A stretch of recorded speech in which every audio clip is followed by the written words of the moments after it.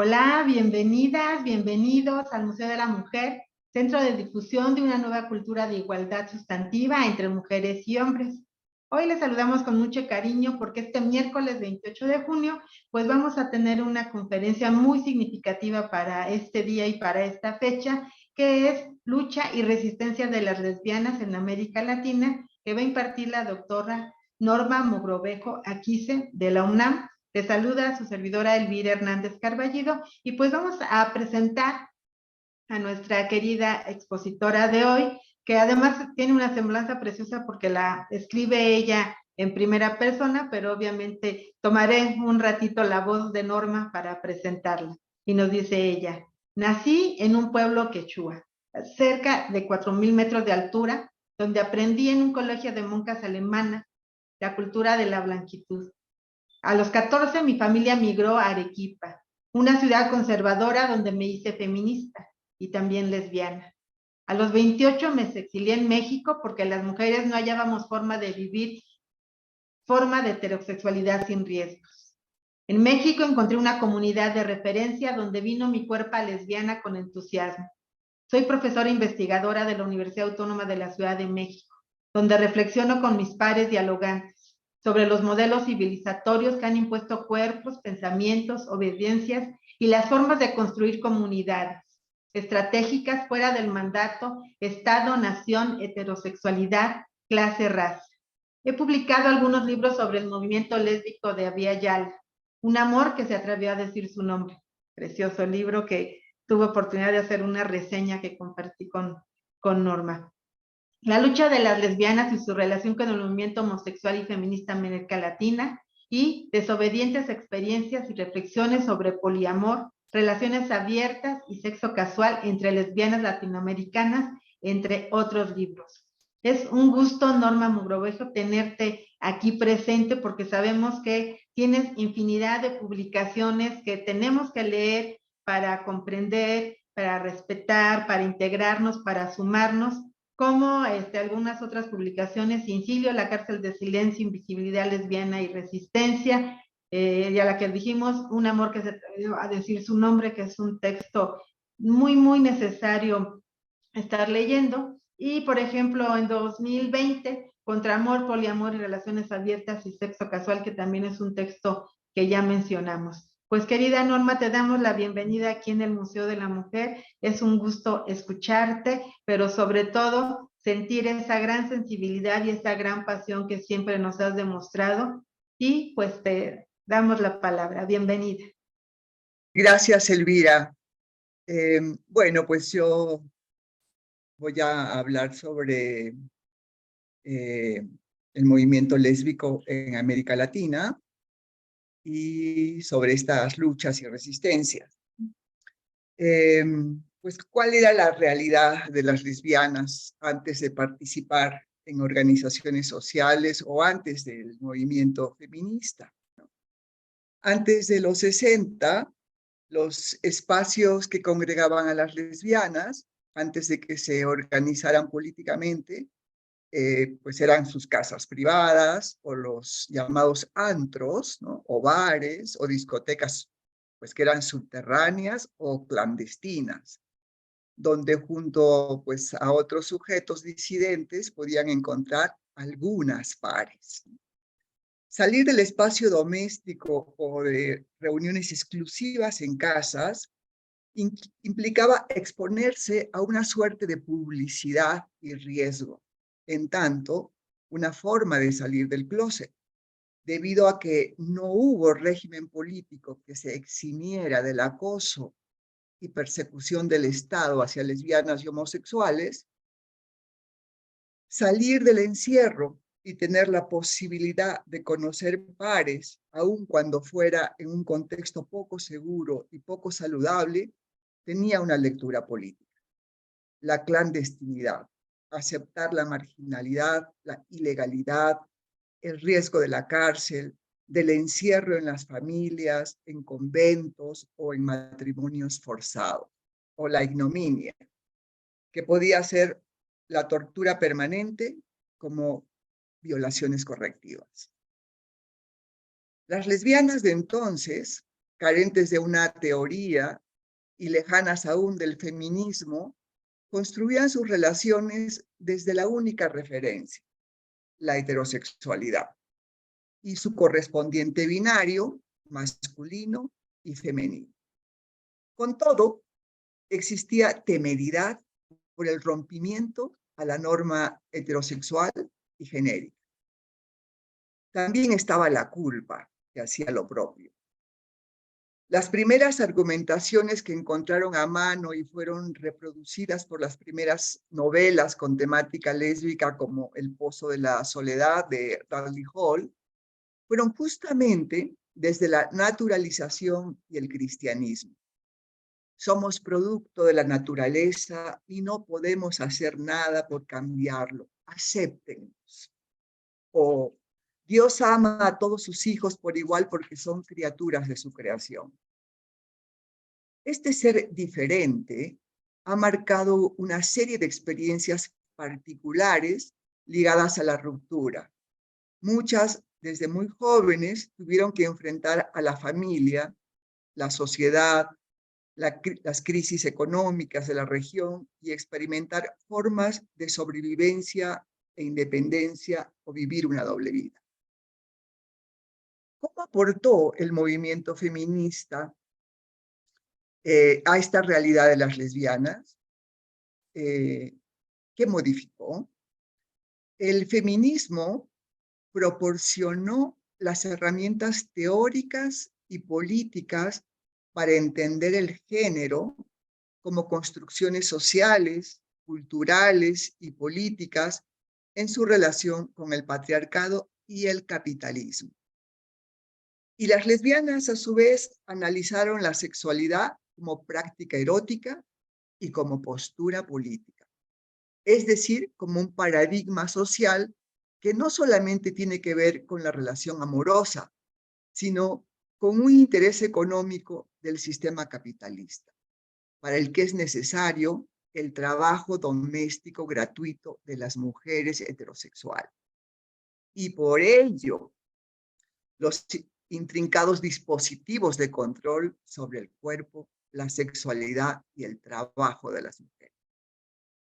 El feminismo dio pistas para las posibilidades de resistencia a lo que se denomina la sexopolítica, que convirtió al lesbianismo en un planteamiento político.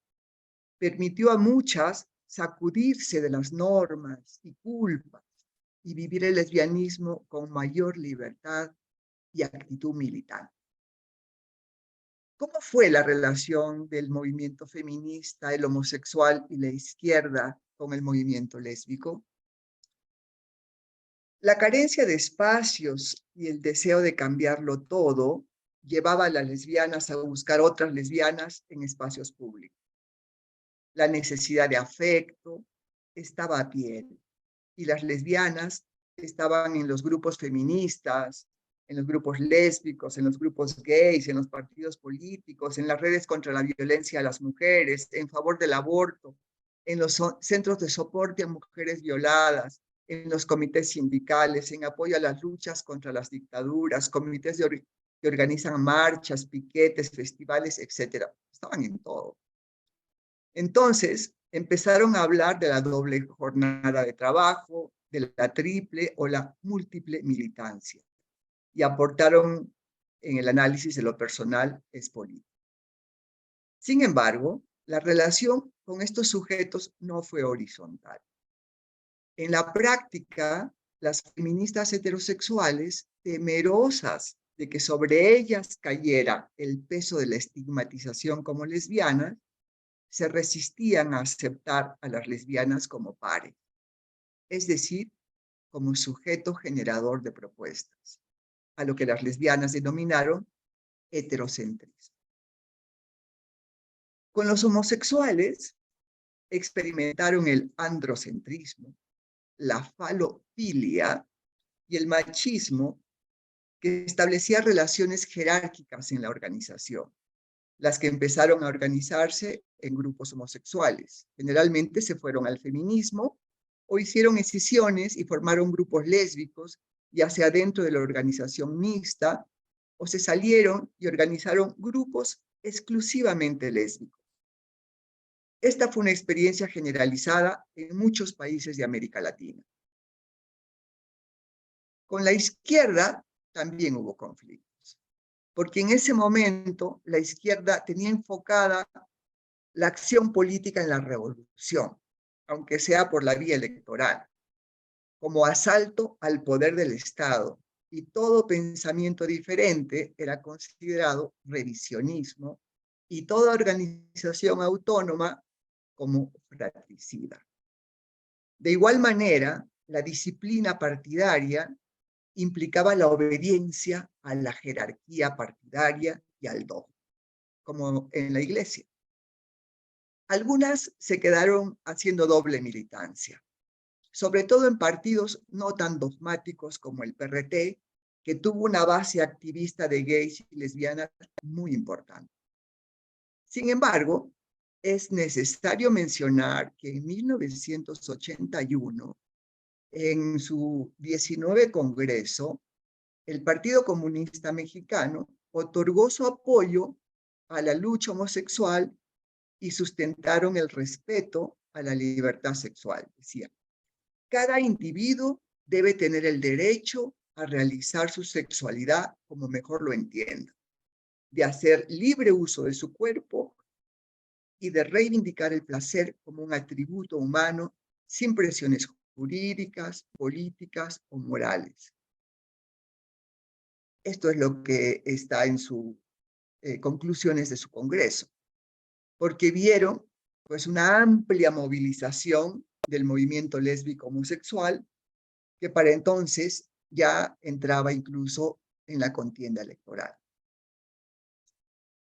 ¿Y cómo empiezan a organizarse las lesbianas en México y América Latina? ¿Cuáles fueron las primeras organizaciones y cuál fue su pensamiento? El surgimiento del movimiento homosexual en América Latina surge en el contexto de la dictadura militar, influenciado tanto por el reclamo político de la región como también por el Stonewall de Nueva York. Pero en 1967, 2 años antes del Stonewall, se dio lugar a una movilización que surgió en Argentina, el primer grupo homosexual que se llamaba Nuestro Mundo. En agosto de 1971, Nuestro Mundo dio nacimiento al Frente de Liberación Homosexual, el FLH de Argentina. Bajo ese mismo nombre, FLH, y el mismo año, surgió en México también el primer grupo organizado, siendo su principal cara pública la directora de teatro Nancy Cárdenas. Aunque en menor número, las lesbianas fueron parte de los grupos homosexuales. Fue con la influencia del feminismo latinoamericano, denominado de la segunda ola, que empezaron a pensarse a sí mismas a partir de sus particularidades como mujeres. De hecho, la denominación que tenían era el de homosexuales femeninas.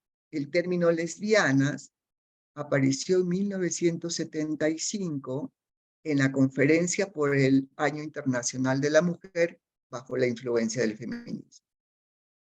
Desde los primeros grupos mixtos, las lesbianas empezaron a identificar la segregación ejercida por parte de los homosexuales. El feminismo les aportó herramientas teóricas y metodológicas para analizar las relaciones de desigualdad entre hombres y mujeres. Y fue grande su sorpresa encontrar ese mismo sexismo al interior de las organizaciones homosexuales.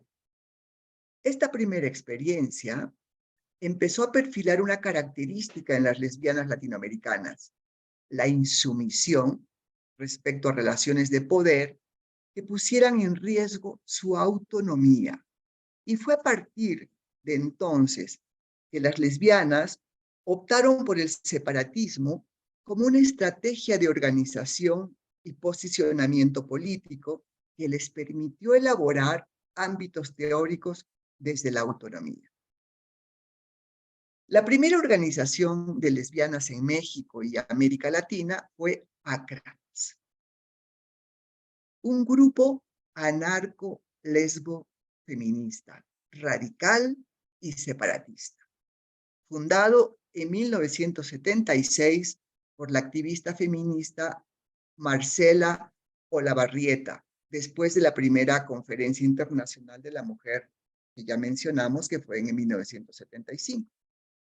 Ácratas criticó el carácter patriarcal del feminismo heterosexual, del movimiento homosexual y de la izquierda, por lo que fue el primer grupo feminista que planteó la necesidad de la autonomía concebida como autodeterminación, autogestión, autoorganización y autodirección de las mujeres frente al control de la dirección política de las heterofeministas y los hombres homosexuales. Ácratas sostuvo que el patriarcado era en el fondo profundamente homosexual, dado que para que los hombres pudieran monopolizar milenariamente el poder económico, político, social, cultural y sexual, y someter a las mujeres, requerían de una alianza política entre ellos, un pacto erótico mediante una sublimación sexual que disimulaba su falofilia, con el objeto de mantener a las mujeres bajo la esclavitud sexual y la explotación doméstica a través de las instituciones sagradas del patriarcado y la familia, sustentados en la propiedad privada y el Estado. Ácratas duró poco tiempo, no logró consolidarse debido al carácter heterosexual y lesbofóbico del inicial movimiento feminista, sumado a problemas de salud de su fundadora e ideóloga. En 1977, en México inicia el grupo Lesbos, con lesbianas que habían participado en grupos feministas y que experimentaron también exclusión de parte de las feministas heterosexuales. Las declaraciones fundacionales de Lesbos estuvieron articuladas a las luchas socialistas por la construcción de una nueva organización social. Sin embargo, una de sus principales preocupaciones respondía a la necesidad de algunas de salir al ámbito público y asumir la lucha lésbica desde lo político público, a lo que se empezó a denominar salir del closet, y la defensa de otras de mantenerse como un grupo cerrado de contención, a lo que a su vez expresaba el miedo a las posibles represalias de una sociedad lesbofóbica, principalmente en el ámbito familiar, laboral o escolar. De igual manera, aparecían grupos de lesbianas en algunos países. En los 70s y 80s, debido al clima de violencia, la mayoría operó, sobre todo en sus inicios, desde la semiclandestinidad. Lesbos dio lugar al famoso Ollin Iskan Katuntat Bebet Tot, Oikabet, que en maya significa movimiento de mujeres guerreras que abren camino y esparcen flores. Oikabet tuvo una característica un tanto mística. Alimentaba el imaginario de formar una especie de amazonas, guerreras dispuestas a realizar la revolución lésbica y transformar las relaciones sociales.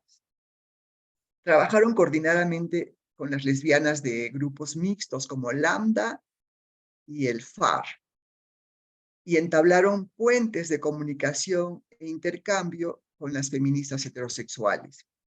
En estos encuentros, las feministas heterosexuales tuvieron la oportunidad de cuestionar sus temores a ser estigmatizadas como lesbianas y la resistencia que ello causaba para aceptar a las lesbianas como pares, y sus propuestas como parte de la agenda feminista, a lo que las lesbianas denominaron hermetismo heterocentrista.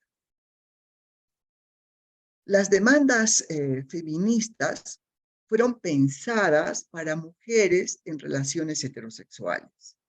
Así, el derecho al aborto, la lucha contra la violencia hacia las mujeres y la maternidad libre y voluntaria solo fueron resignificadas también para lesbianas algunos años después. En estos encuentros, las feministas pudieron replantear la sexualidad como espacios productores de poder, de práctica política ligadas al placer y la negociación, y por tanto, una experiencia generadora de sujeto. Esta relación sirvió también para cuestionar sobremanera el modelo reproductivo como único ejercicio de la sexualidad. Y en ese sentido, muchas heterosexuales pudieron liberarse de una sexualidad impuesta gracias a la experimentación y los conceptos construccionistas. Estas mismas reflexiones fueron experimentadas en diferentes países donde el heterofeminismo había ejercido formas de lesbofobia y la presencia de las lesbianas aportó a transformar las dinámicas de relación, las concepciones teóricas y las agendas. Estamos hablando de los principios de los 80. Hoy cabe dio lugar al grupo Lesbianas Socialistas, el que a su vez dio lugar al grupo Seminario Marxista-Leninista de Lesbianas Feministas, todos estos liderados por Jean-Marie Castro, activista incansable que ligó el análisis de clase al feminismo.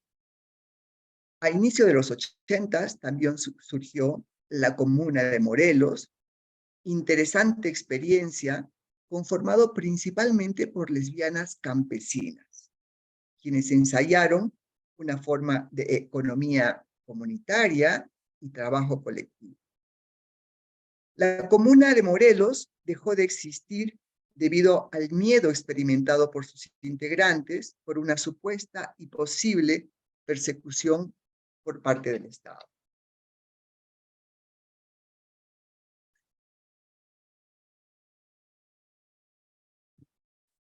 ¿Por qué se dice que las demandas del feminismo eran de un hermetismo heterocentrado? Las demandas feministas eran pensadas para mujeres en relaciones heterosexuales, ya habíamos dicho, ¿no? Como el derecho al aborto, la lucha contra la violencia hacia las mujeres y la maternidad libre voluntaria, que eran como estas principales demandas que tenían. Ni remotamente se incluyeron a las lesbianas en la construcción de estas demandas. La mayoría de las heterofeministas temían que las confundieran como lesbianas y que eso desvirtuara su lucha. Las feministas más abiertas decían, así son, ¿qué le vamos a hacer? Aquí están. Pensaban que el lesbianismo era una sobredeterminación, como una maldición contra la que pues, no se podía hacer ya nada. Ahí ya estábamos. Entonces las lesbianas argumentaban junto a Simone de Beauvoir que la mujer se hace, que la lesbiana no nace, elige serlo. La elección, en palabras de Beauvoir, es un acto de trascendencia. Se es libre cuando se tiene la posibilidad de elegir. Si la libertad es una de las construcciones más difíciles y fascinantes en el llegar a ser humanidad libre, es la única esencia aceptable. Y es aquí cuando reconocemos la primera diferencia con el ser mujer, que es inmanencia, sobredeterminación. Entonces, pues, las mujeres no han podido elegir ser mujeres. Ha sido una sobredeterminación, pero las lesbianas sí hemos podido elegir ser lesbianas. Y ese es un acto de libertad.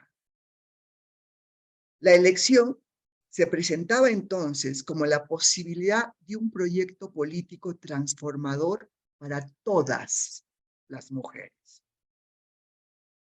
También para las heterosexuales fueron liberadoras, los cuestionamientos a la obligatoriedad de la heterosexualidad y muchas se permitieron dejar la libido libre en la experimentación.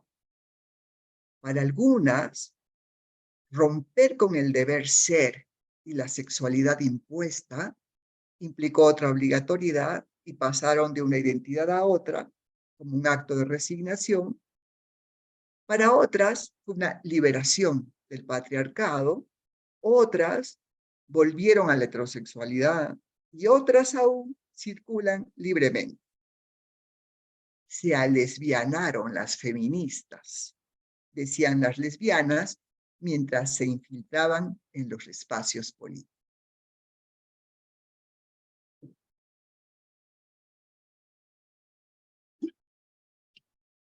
¿Cuándo, cómo y en qué circunstancias podría decirse que se constituyeron como un movimiento social? ¿Cuáles fueron sus demandas, sus estrategias o formas de resistencia? En los 80 hubo una efervescencia política de los movimientos sociales. Las feministas empezaron a salir a las calles reclamando el aborto, en contra de la violencia. Empezaron los encuentros feministas latinoamericanos.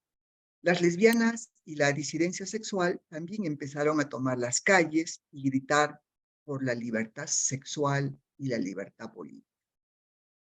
Algunos sectores empezaron a participar en las contiendas electorales de 1982. Conformaron el CLARI, Comité de Lesbianas y Homosexuales en apoyo a Rosario Ibarra.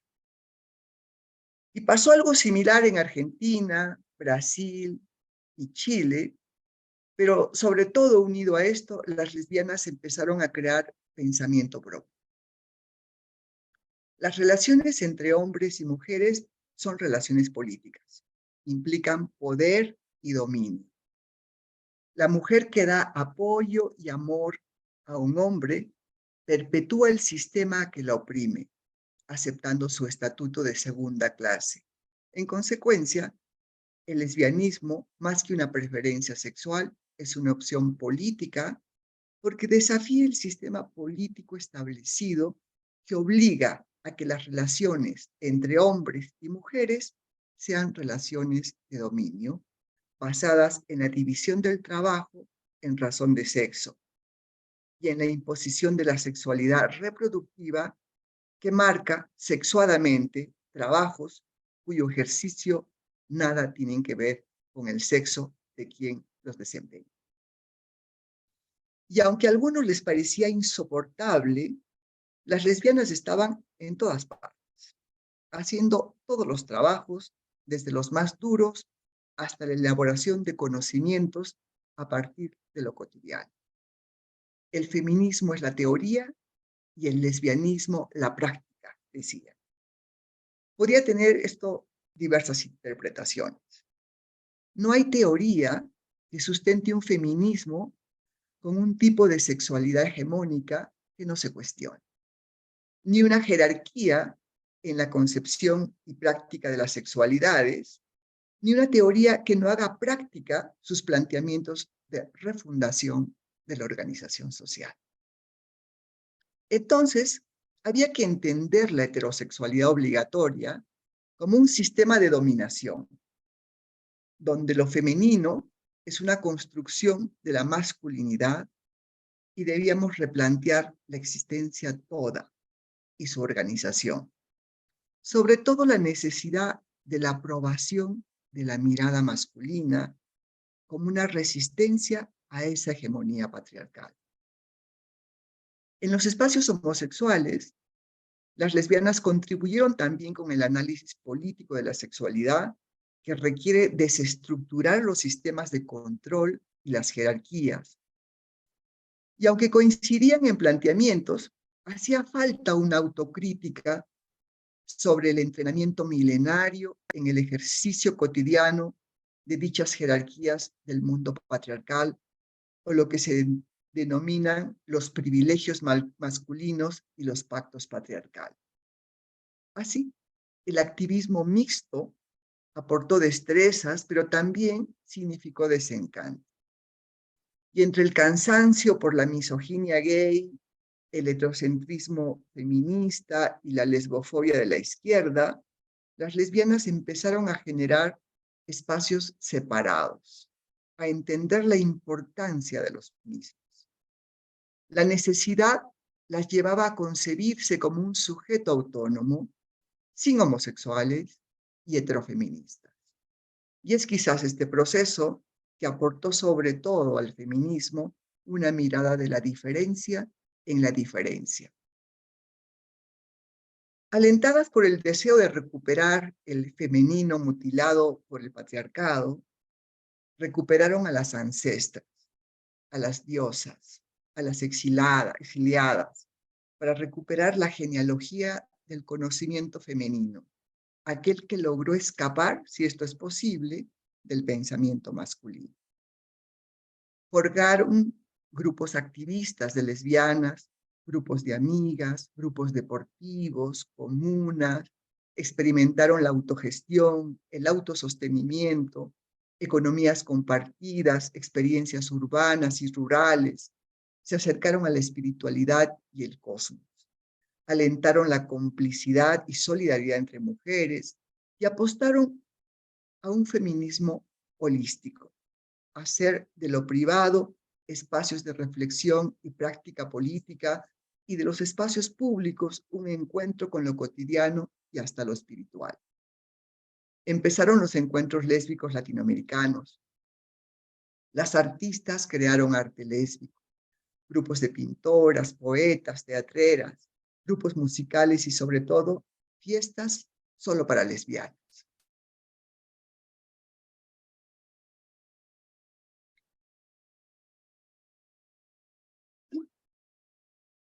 ¿De qué manera el ingreso del neoliberalismo modificó la dinámica política del movimiento lésbico?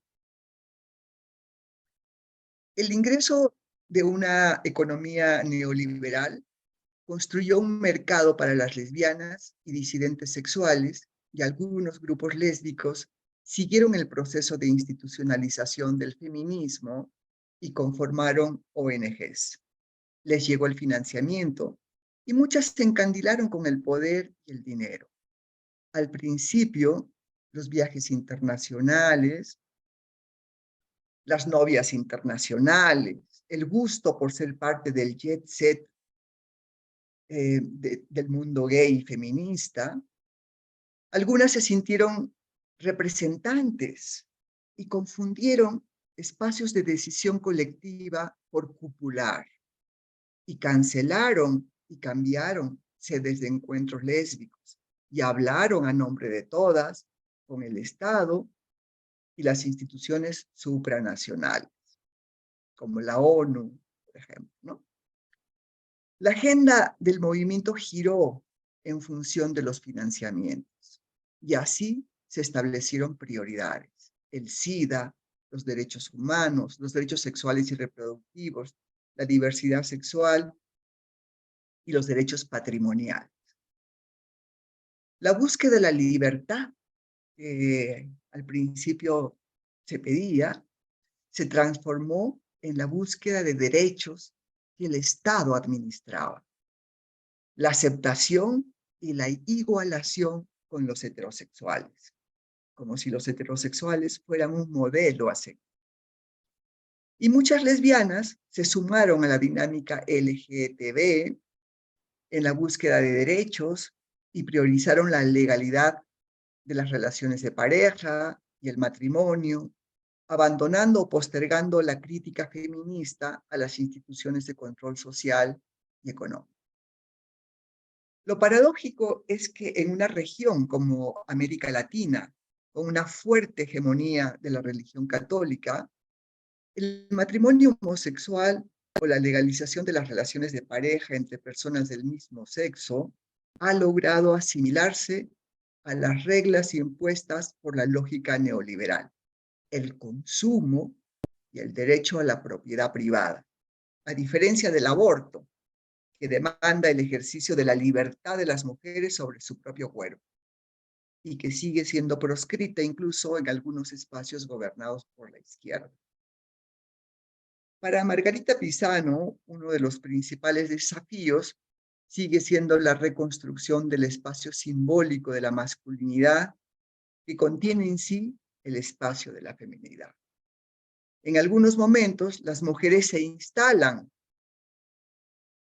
en los lugares de poder de la masculinidad, como la política, pero siempre al servicio de los intereses de la masculinidad. Esos grandes avances son formas de reacomodo de las estructuras masculinas. Negociar en condiciones de desigualdad es una transacción en la cual uno se somete a las condiciones de juego del que tiene el poder, ya que solo negocian los que se reconocen con equivalencia de poderes y necesidades. Actualmente hay un movimiento lésbico o diversas expresiones del mismo, iguales. Hay un movimiento lésbico que le ha apostado al modelo heterosexual de las instituciones patriarcales, como el matrimonio y los hijos. El matrimonio trajo la falsa discusión de la única posibilidad de generación de derechos y reafirmó el modelo heteromonogámico y del amor romántico funcional a los valores del Estado-nación colonial, porque la familia funciona como unidad económica crediticia, base para la organización social jerárquica e impide pensar en los derechos como inalienables del ser humano sin necesidad de adherencia a instituciones civiles como el matrimonio, o religiosas o militares, e impide pensar los derechos en términos comunitarios. Es la defensa del derecho individual.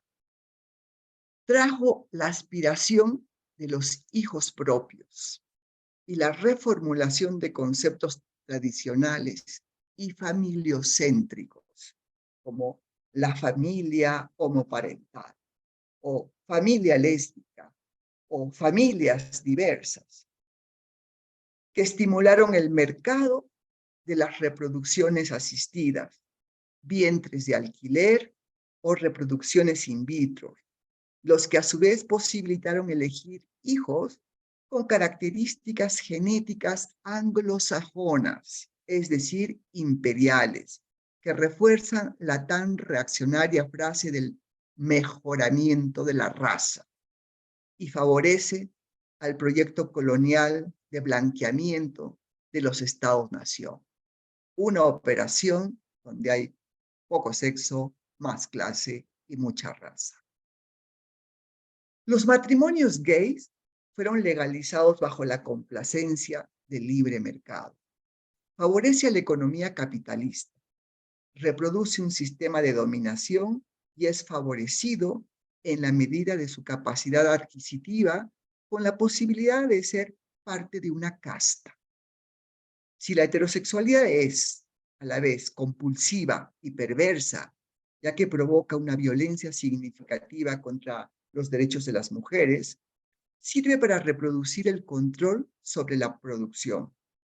La reproducción lésbica, tecnológicamente asistida, tiene un sentido heterosexual porque la elección de un fenotipo no está libre de los valores dominantes del grupo de hombres blancos, heterosexuales y científicos, cuya verdad es el conocimiento tecnológico y la limpieza racial.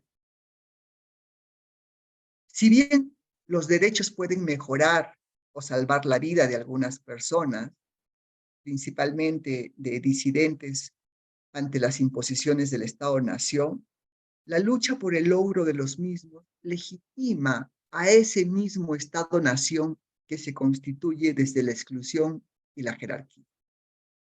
El Estado-nación colonial, capitalista y neoliberal ha desarrollado estrategias para cooptar a los movimientos sociales disidentes, financiándolos, otorgándoles derechos que garanticen la continuidad del proyecto heteropatriarcal y capitalista. Es decir, haciendo cambios para que nada cambie. Eso se llama fagocitar los movimientos. Hay otras corrientes más radicales que siguen considerando que otros mundos son posibles, cuestionando el funcionamiento de las instituciones patriarcales que son beneficiosas a un sistema económico que sirve a unos pocos y explota a muchos.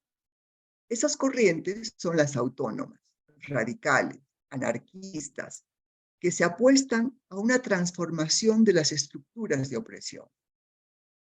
La lucha por la autonomía ha sido sostenida por diversas organizaciones y teóricas lesbianas radicales, generalmente con una base ideológica anarquista, aportando a la construcción de una autoconciencia autogestiva y comunitaria, y a la crítica a la perspectiva de la política estadocéntrica, con sus políticas públicas.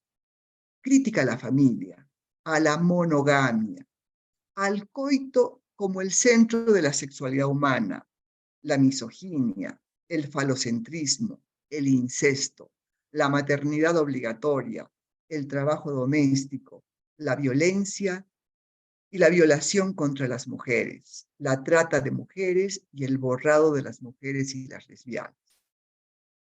Un sector del lesbianismo crítico a las demandas de igualdad bajo el referente de la heterosexualidad, junto al cuestionamiento del matrimonio y las legalizaciones de pareja, han propuesto replantear la socialización bajo los principios de la propiedad privada de la pareja, es decir, la monogamia obligatoria como único paradigma en la construcción de las relaciones afectivas y la organización social.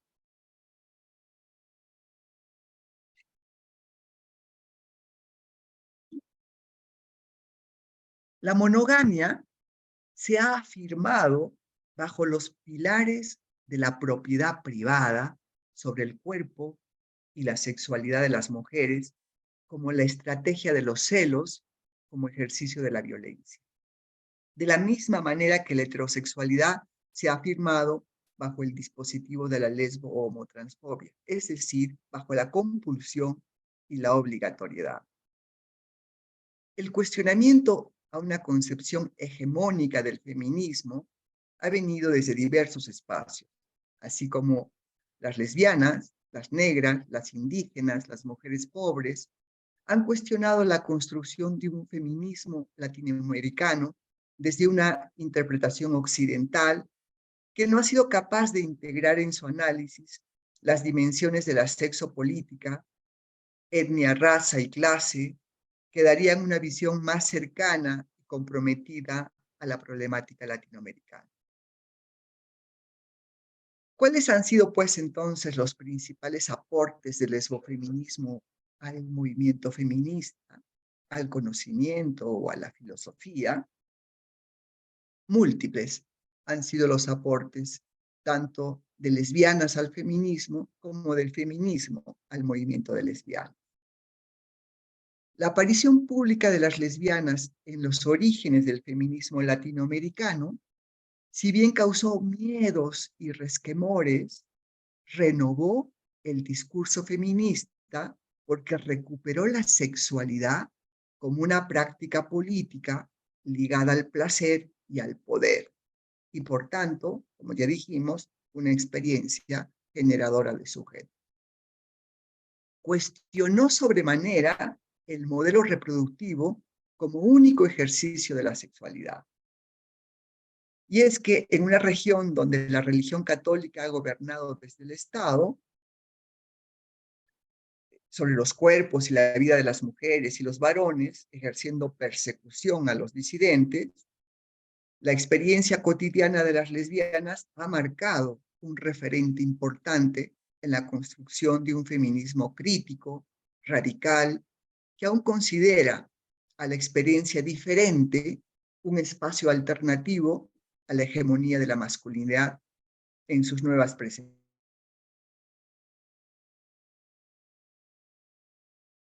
fundamentales aportes del análisis de la heterosexualidad obligatoria está definida como una relación económica y una relación política.